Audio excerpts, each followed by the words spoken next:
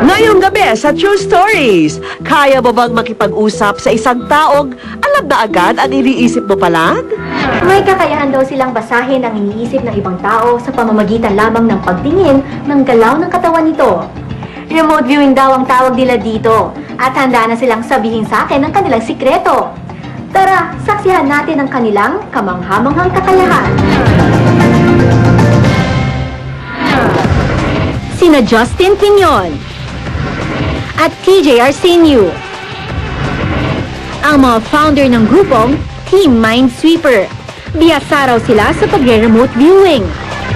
Remote viewing is a psychic phenomena na old times pa, 1900s to ginagawa. So it is like seeing through someone else's eyes. Ibig sabihin, nababasa nila ang utak ng kanilang kaharap.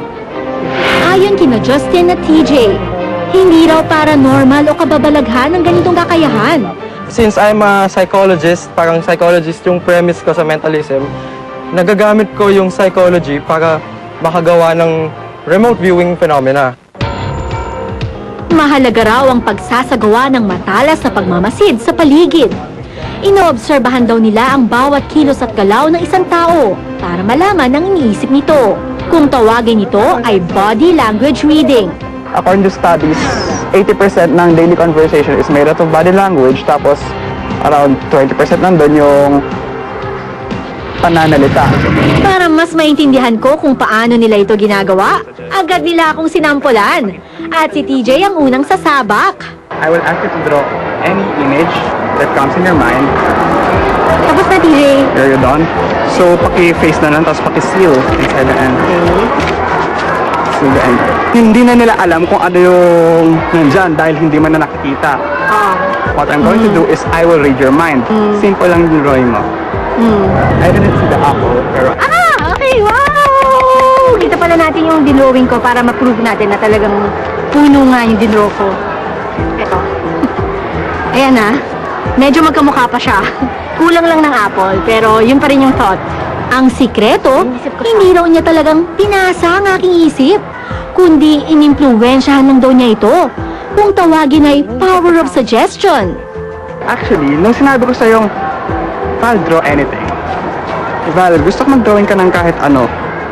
Nag-gesture ako ng pataas, vertical, tapos nagturo rin ako sa mga trees. So subconsciously, napasok ko yun sa mind mo. Ikaw talaga nag-implant sa So akin. talking about inception na lang. So parang ganun yung nangyari. Si Justin naman ang sumunod na nagpakitang gilas. Justin, ano ba ipapakita mo sa akin ngayon? Actually, ito ang isa sa pinaka-favorite kong ginagawa palagi. This is what I call the block tip routine. Val, I want you to prepare 3 items, tapos ilagay mo dito sa kuan. Wala talaga alam si Justin kung ano yung mga items na kinuha ko. Okay, now Val, I want you to take 1 item, tapos ilagay mo siya sa taas ng ulo ko. Ano? So, sa taas lang. A leaf from a tree. Darker color. This is a black marker, yes? 50. Tama! Ayon kay Justin, hindi raw ito mahika o ilusyon. Kailangan lang daw ito ng masusing pag-aaral. Sa puntong ito, mas pinatindi ko ang hamon sa dalawa. Kailangan nilang mahulaan ang drawing ng isang tao na ngayon lang nila makikita. Si Justin ang naatasang sumubok. Hindi ito 100% sure na magagawa ko, pero subukan natin. So, subukan kong tawagan nyo na sa kabilang room para masabi ko na yung message kung anong papagawa ko din sa kabila natin. Mag-drawing ka ng object. Yung first object na naisip mo, Okay, sir. pwede yung paka-drawing. Let's draw the second object, please. One, 2, 3. Job! Good job din! Uy, tama nga! Eric B. Lorenzo. Ang sulat ni Justin ay Eric B. Loren. Close pa rin, very close! Eric. Parang hindi ako makapaniwala. Parang ang galing. Parang... Paano ba ginawa yun? Parang gusto kong matutunan yung gano'n. Super confident kami ni Justin na mag-work tong experiment na to. Bago tayo nag-umpisa, bago tayo nag-shoot, may drawing na ako dito sa blackboard. If you take a look. Kanina kinausap ko siya. Nakita niya yung kinakausap ko siya. As I said, may hawak na akong papel. Pero usapan na namin ni Justin to. Justin, ano yung ipapaisip natin sa kanya? Okay, so, ito ba?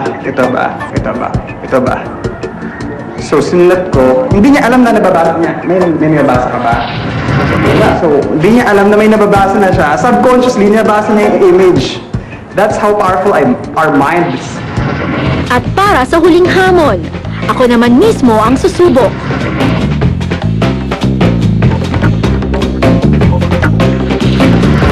On the count of 3, pakita natin. Okay. 1, 2, 3. Paano mo nalaman? Maybe, baka napapansin mo, no, tinanong ko kanina, are you ready? Sabi ko, yes, I'm ready. ready. Yes, naman natin. May action! Yes, I'm ready. Think of an image. Wow, ganun pala yun. So parang binigyan mo ako ng imahe ng kotse, kaya ako napadrawing ng kotse. Ayon sa psychologist na si Cheryl Abalos, mas natatandaan daw ng ating utak ang subconscious o mga dilantarang mga impormasyon at pangyayari. At the end of the day, kasi ang isang tao, mag-isa na lang siya. So, ang naiisip niya, kung ano yung talagang nangyari the whole time around, kung ano talagang totoong nararamdaman ng isang tao. So, basically, pagkaharap naman ng ibang tao, hindi naman niya napapakita talaga kung ano yung iniisip niya. So, more on, consciousness yun. Not unlike with the subconscious, yung talagang pinaka-totoong nararamdaman ng isang tao, yung talagang totoong pinaka-naiisip niya. Walang magic, walang kababalaghan. Exact science o tunay na agham ang sikreto ni na TJ at Justin. I'm simply reading other person's body language. I'm simply planting suggestions sa taong yan para gawin niya yung gusto kong gawin niya. Kung meron akong gustong gawin, alam ko na kagad na nasa isip niya. Pwedeng kahit magsinungaling siya sa akin, kahit i-blindfold mo ako, malalaman ko.